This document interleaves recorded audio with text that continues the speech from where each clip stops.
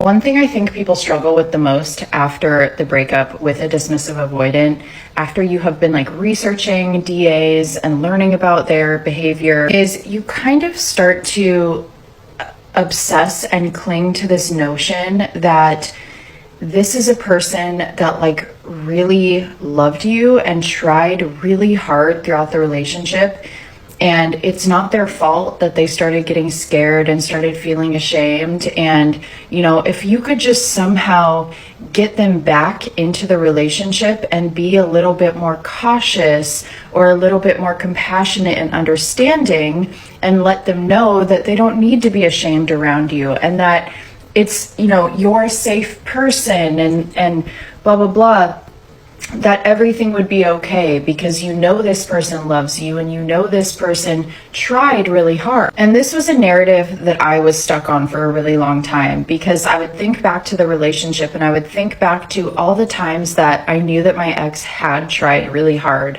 to listen to my concerns and to try to work on his behavior. And I had a feeling, you know, that by the time that he ended up leaving, it wasn't because he had lost love for me, but more so because he kind of felt like he couldn't measure up and things like that. So I would convince myself that like if I could just say the right thing to him, that it would kind of wake him up and let him know that like I'm a safe person, and you know, maybe we can rebuild what we had in a different way. And so I would try to reach out here and there, I would try to check in, but I never got my desired response. I only ever got like really vague answers from him that were very close-ended. Here's the problem with kind of obsessing over this narrative. Even though it might be true subconsciously, like it might be true that, and it probably is true, that your ex really did love you. They really did try. They had good intentions throughout the whole relationship.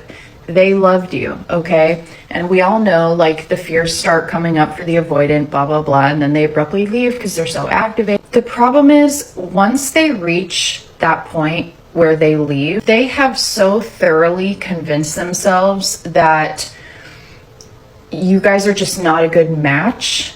Like they have had to use so many coping strategies to justify their leaving, that they have thoroughly convinced themselves that this is not going to work.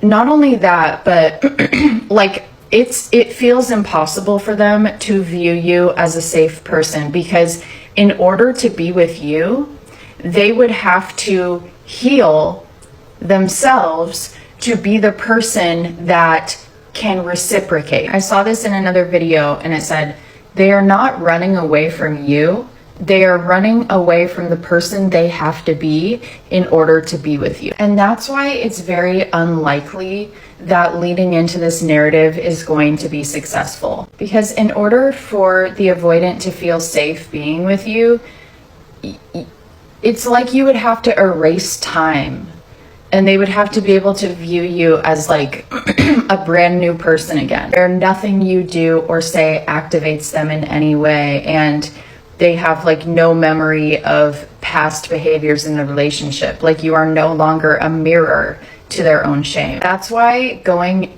absolutely no contact, like giving them no access to you for a sustained amount of time, often will cause the avoidant to come back, because if so much time goes by where they don't see you or know what you're doing or have any access, they're kind of able to create a new version of you in their head again, that they are able to put on a pedestal and idealize. And they will do that, and then the problem is, once they come back, they realize that you are still you. You are still more evolved, like in your healing, or you still have needs, you still have requirements for commitment. And so like they might come back and you guys might have like a honeymoon stage or whatever, but they're going to leave even quicker this time, because when they start to see those initial like red flags of you requiring commitment and intimacy, it's going to trigger them from the relationship you guys had before. And they're going to be like, oh, that's right. That's why I left. And they're going to leave even quicker.